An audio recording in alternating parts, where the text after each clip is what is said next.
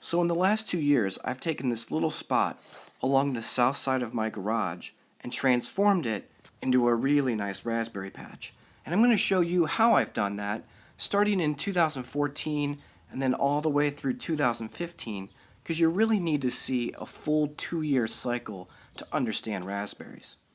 And I'm doing this because when I was a kid, I did exactly what my daughter's doing here.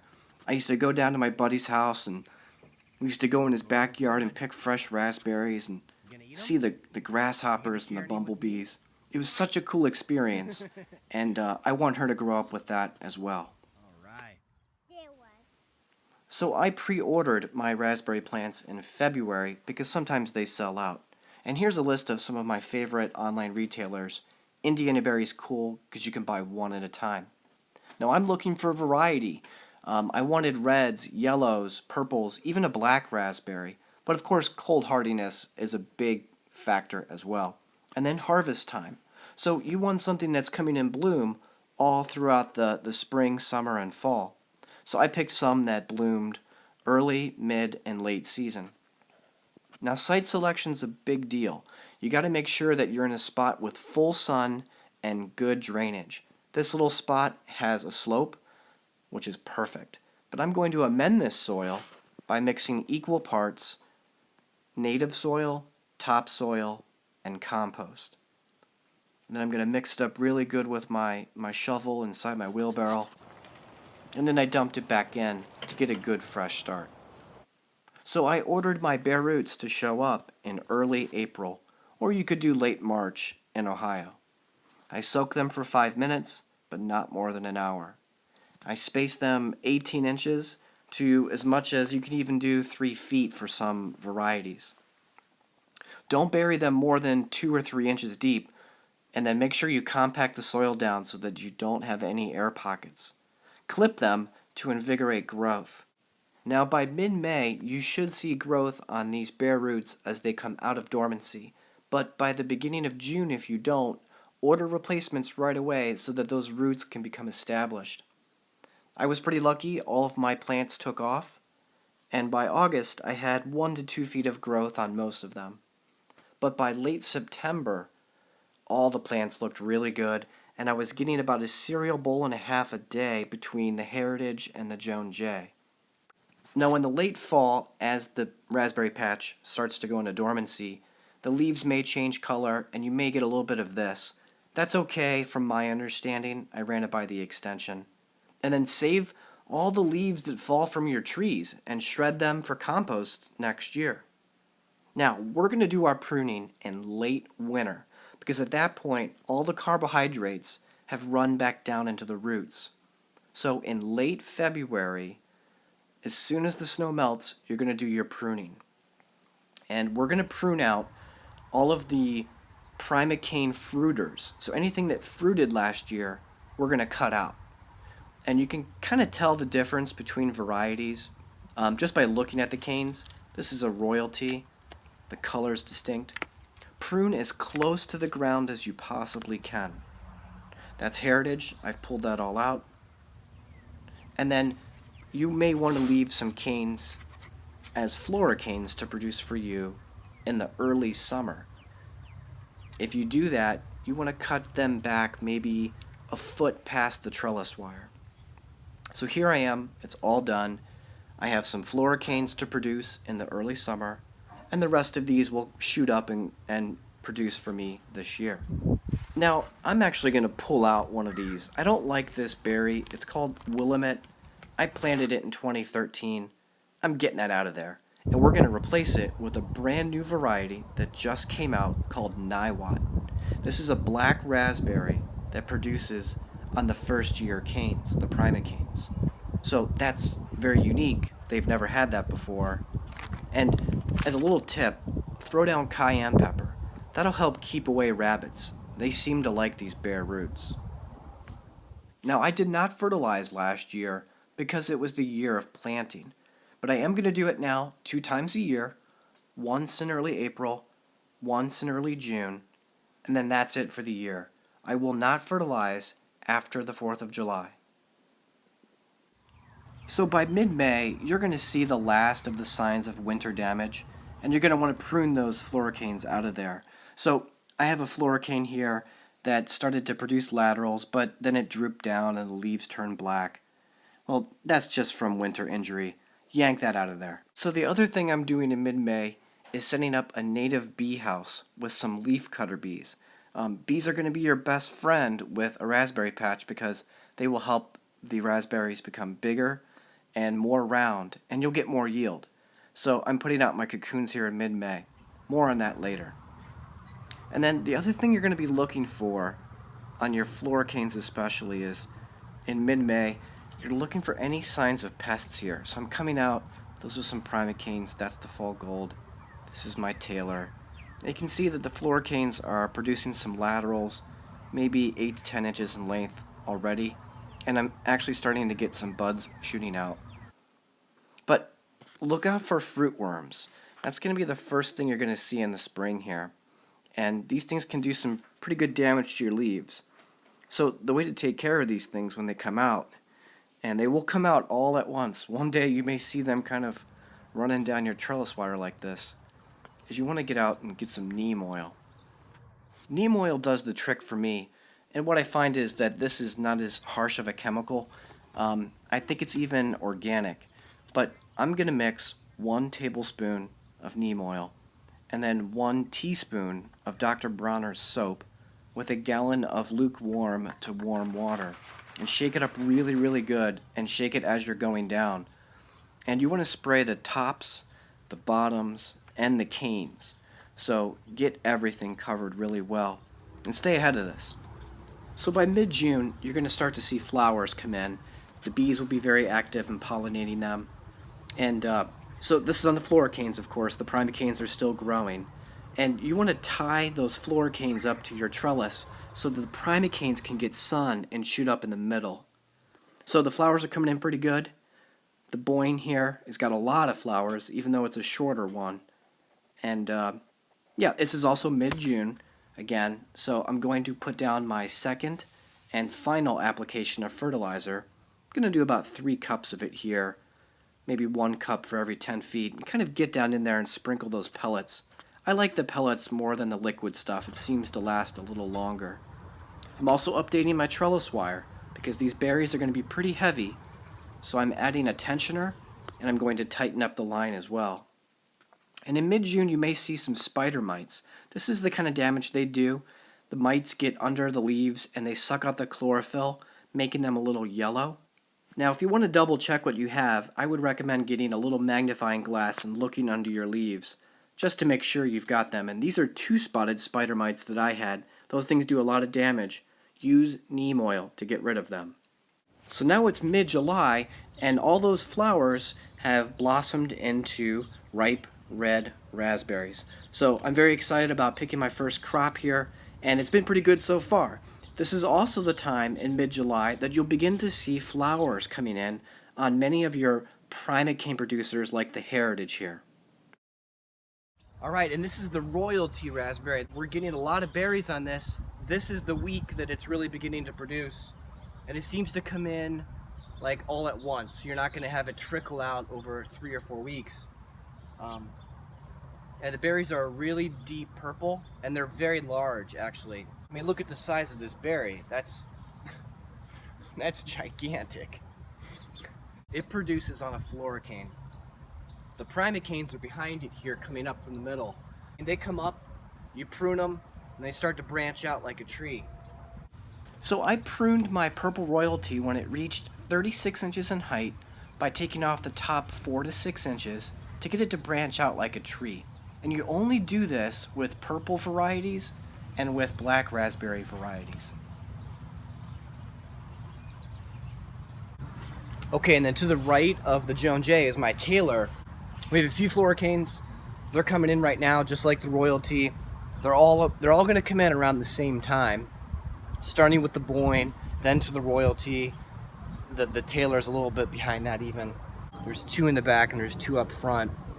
The ones in the back are kind of hard to get to, so next year, as a little tip for you, if you're up against a garage like I am, I'm going to tie those floricanes up front so I get easier access to them. The Taylor is one of the best tasting raspberries you're ever gonna have. I mean, there's nothing that beats this raspberry. This is a floricane producer, so this will not produce until next year. You may get a little bit on the tip, but very little late in the fall. But then these primicanes are getting really tall, and that's fine, because what we're gonna end up doing is we're gonna end up pruning these back so that they kind of droop over maybe a foot. And then that leaves the thickest portion of this cane for next year to support new, to support the new fruit. So around the middle of July, that's probably when you're also going to have deer come around, because they're going to see those raspberries and go for them. I use these bags to get rid of them.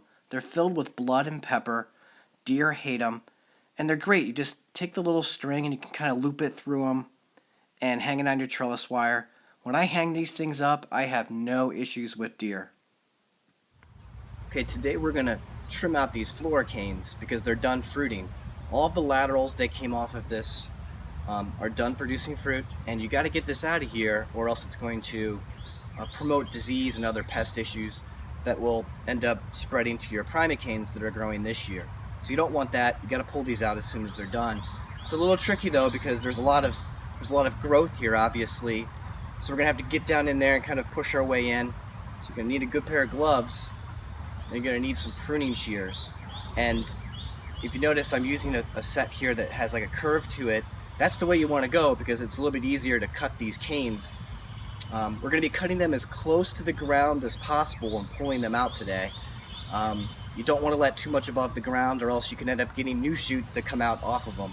And you don't want that, because that could also be an entry point for disease and for pest issues. So if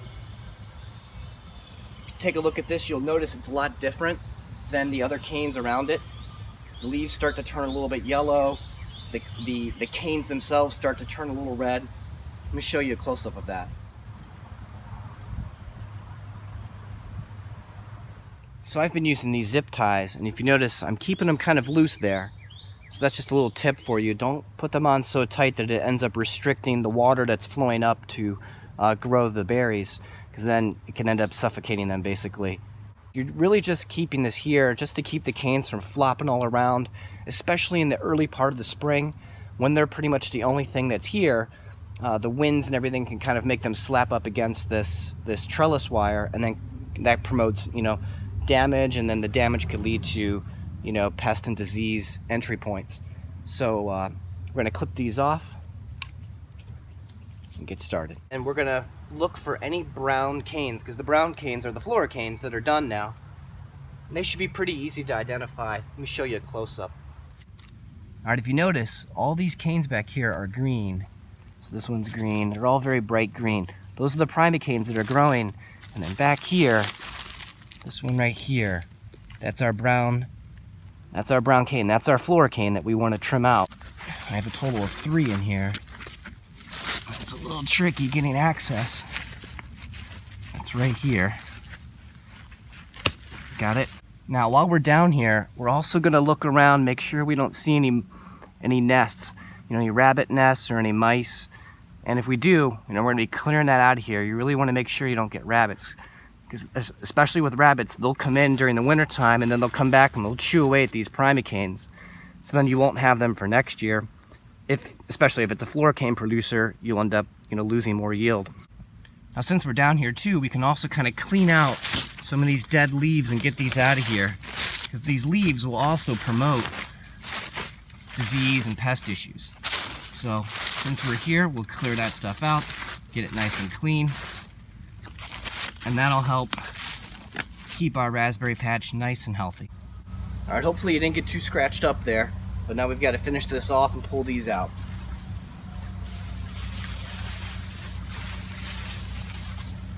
Now we're going to throw these away. We're not going to compost. We're not going to do anything other than put these in the trash, because if you try to compost them or let them stay, again, more disease and pest issues.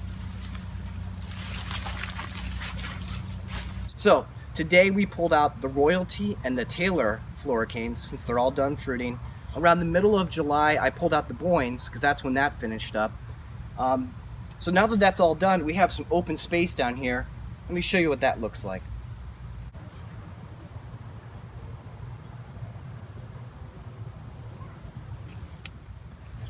Okay, since we have that open space, the cool thing that we can do now is take these primocane fruiters. This is the Heritage, and down there I've got the Joan J next to the Taylors, and we're going to trellis these up and just kind of zip tie them to this top wire to support the weight of the fruit as it comes in. And these leaves will also kind of shade that ground. Since that soil is very exposed now, it'll dry out much more quickly, so that'll help keep that soil more moist, and it'll also keep this fruit.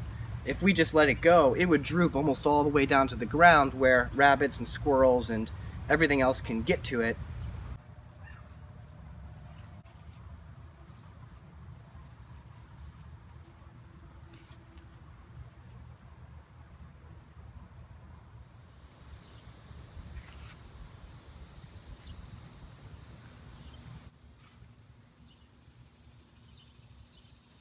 Now that's some nice eye candy. These berries look great, don't they? And I'm getting a lot of them this year. This is the Heritage I'm showing you. These are the primocane producers that are beginning to fruit in the middle of August. And the way they kind of turn is they initially are kind of small, so they'll look really small and green like that right there.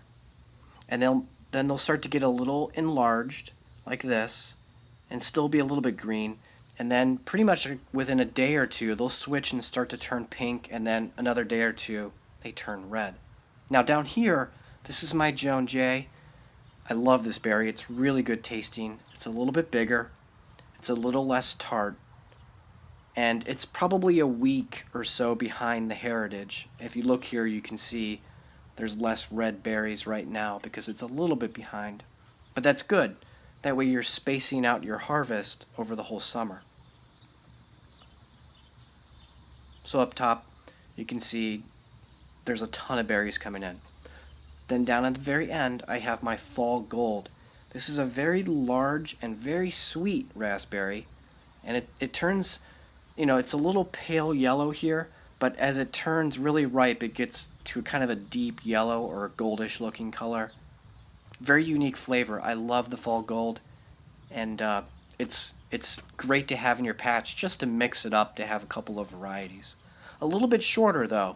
It doesn't get quite as tall, and it's definitely probably 2 to 3 weeks behind the Heritage right now.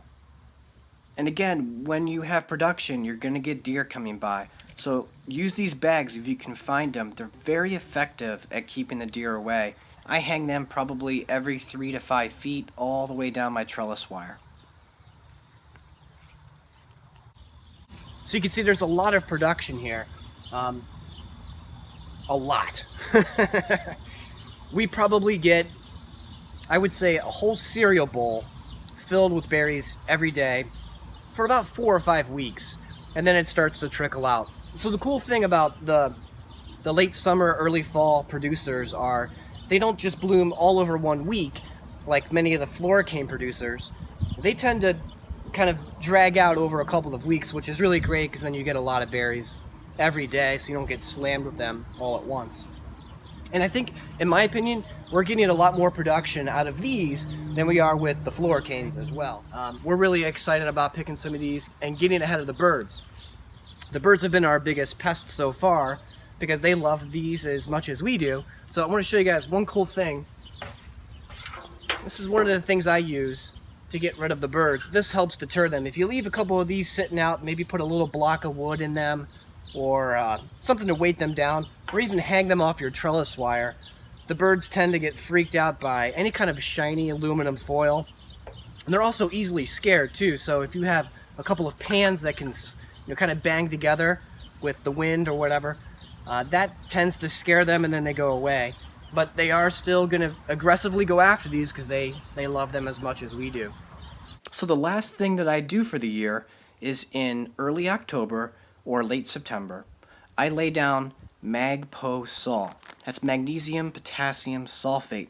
The potassium is really good for berries, but it has to be laid down in the right ratio with magnesium. This premix helps me with that. I put down 1 pound over 30 feet.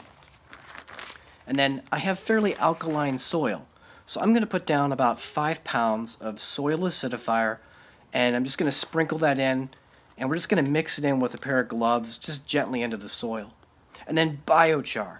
This is the latest thing. This is hot stuff, and I made it myself. I'm very excited to try this. It's charcoal, azomite, worm castings, and a little flour to activate it. Well, that's it for this year. I hope that this compilation video helps you out, and also I hope that you get out there and start your own raspberry patch. So check back, because next year I will have more updates, and in the meantime, if you're looking for some education, and there's a lot of information that's out there, but one of the best and most comprehensive sources that I found was this book. This book was put together by all of the cooperative extensions, and it's exhaustive. So it covers everything. And there's also a link to a free PDF that you can get out there. So I'm going to put a link to that below and check that out. And hey, if that helps you out, favorite this video, because that really helps me out too. Thanks for listening and good luck. I'll see you again next year.